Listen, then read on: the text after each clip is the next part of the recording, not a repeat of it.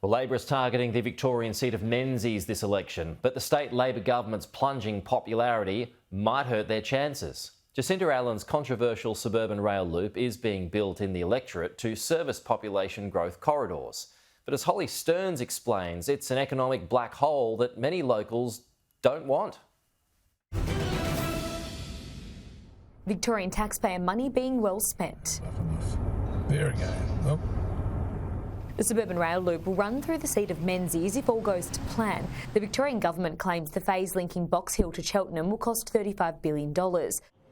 Jacinta Allan's unpopularity might be dragging on Labor federally. She is still backing the Suburban Rail Loop, even though the Albanese government has refused to commit any more money to it. We're here at the construction of the SRL East, which is projected to be finished by 2035. The full loop by 2053 at a projected cost of more than $200 billion. But some locals we've been speaking to here say they don't want or need it. I think it's disgusting. The amount of money going into that is disgusting. It's mainly a state problem, but it's emerging as a key federal election issue. Peter Dutton vowing to axe funding and direct it to an airport rail link instead. Liberal candidate, former Army commando, barrister and family man Keith Wallahan is using this in his fight to keep the seat. It's a fantasy. It's never been fully costed, and we never had the legitimacy from the public about all of the consequences that come from it. Labor candidate, lawyer and family man Gabriel Ng says voters he's speaking to do want the SRL. We know what the people of Menzies need. It's a world-class public transport system, and that's what we're going to deliver. Menzies has only ever been Liberal. In 2022, Mr Wallahan pipped Labor's Naomi Oakley just. There's no safe seats left in politics anymore. But the Liberal MP starts the race behind this time, redistribution changing the playing field, bringing the margin to a tight minus 0.4%. Higgins' abolishment pushing Labor voters in.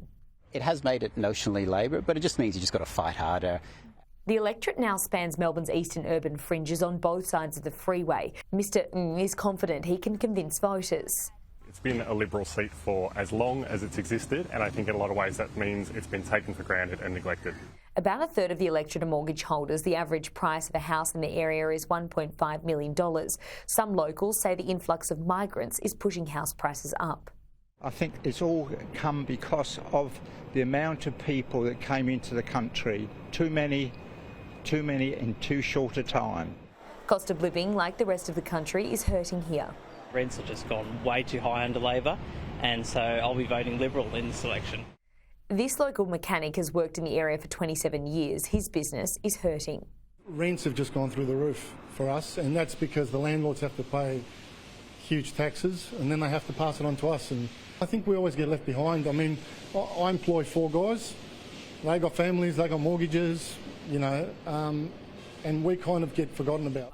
And despite the TikTok effort, Anthony Albanese isn't appealing to all younger people. Well, I think he's been the most divisive Prime Minister we've ever had. On a social level, I can't get with him, and on an economic level, I can't get with him. And if he could sit down with Mr Albanese, he'd say, cut the social nonsense, all the policies that are just driving costs up, and focus on what people actually want, which is cost of living pressures, energy relief, housing, all those things that are actually important to us. We also ran into this couple who have lived in the electorate for 60 years, and they are not sold on Peter Dutton. I wouldn't trust Peter Dutton as far as I could throw him. Holly Stearns, Sky News.